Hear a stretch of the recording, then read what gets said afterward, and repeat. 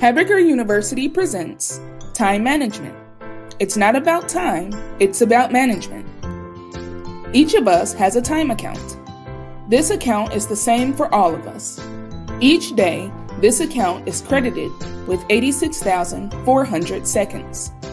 Your time account carries no balance forward, and you cannot borrow against it at a later date. Therefore, every second not put toward a good purpose is time wasted. Yet, some people seem to manage their time account better than others. In this fast-paced, hurry-up HabBits world, how can you make the most of your time account? Here are some proven time management tips that can help. Start your day by creating a to-do list, not checking your email. This simple technique will ensure that you start your day in a proactive rather than reactive mode, because once you get sucked into the email black hole, you often never escape. From there, the day can wind up being an endless game of responding to the demands of others. By thinking through and laying out what tasks you plan to complete for the day as your first order of business, you are now prepared to make better decisions once you start reading your email. Avoid the distraction of task switching. Constant distraction destroys your concentration and has actually been shown to lower IQ. Multitasking is no longer the superpower that it was once believed to be. As it turns out, multitasking is actually nothing more than task switching, which destroys concentration and is the arch enemy of high-quality work. So when you are working on high-priority stuff, turn off all the distractions like email alerts, put your phone to silent, and let others know that you prefer not to be disturbed, so you can devote focused, quality time to important activities. That's how you become a superhero. Only check your email a few times per day. I know you've heard this before, but this is one of the hardest habits for people to break. Doing so, however, is one of the best productivity gifts you will ever give yourself. You will be amazed at how much more you can achieve when you are not constantly checking and reacting to emails all day. Prioritize your work based on the value it will add. Apply the 80-20 rule to your workload. For most people, 20% of your workload derives 80% of the value payoff because those activities are so essential. So focus on the 20% of your activities that will give you 80% of your results. Know what parts of your job have the highest payoff and accomplish those things on a priority basis. Perfecting this will ensure that you are being effective as well as efficient, especially during those days or weeks when things just seem to blow up. Request an agenda for meetings you are invited to. There's an old saying, meetings are where minutes are kept and hours are lost.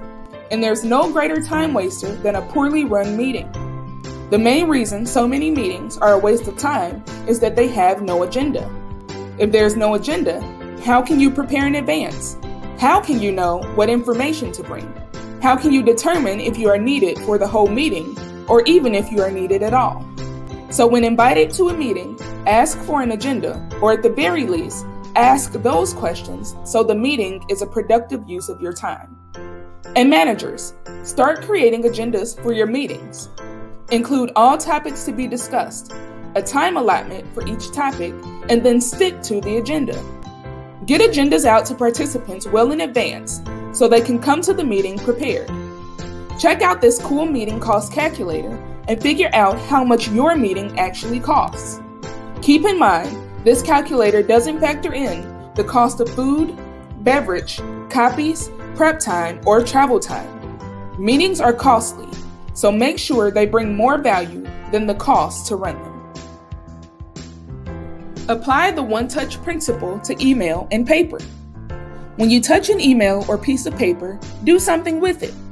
For example, think about all the email in your inbox that you took the time to read only to decide that you would act on it later.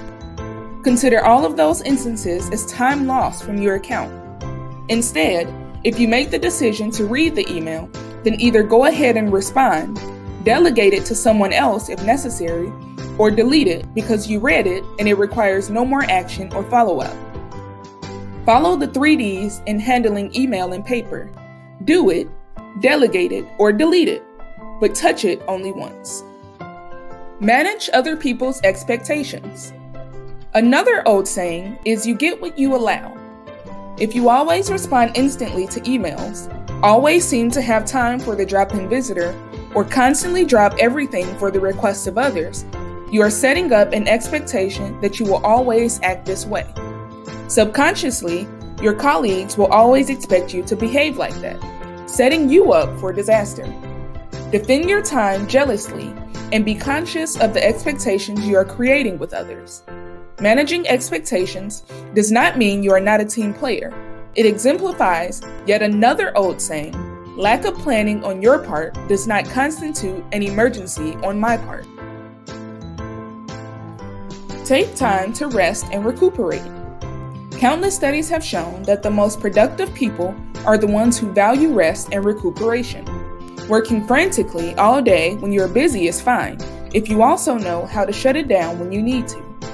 Those who don't know how to shut it down wind up having diminishing returns on the quality and quantity of their work.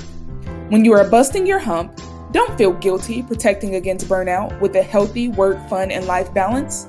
In the long run, you will accomplish more than those who don't know how to shut it down. And managers, judge people on the results they achieve, not on the hours they put in, because stress, anxiety, and depression are very real and on the rise. Clock-watching managers breed clock-watching employees. High-value employees who protect work, fun, and life balance are to be commended, so make flexibility and balance a priority. These are some simple yet very real ways to better manage your time account. Do a better job of managing that account and you will get more done, be under less stress, and you will be a better resource for the HAB-U Corporation, who values who you are and needs you at your best.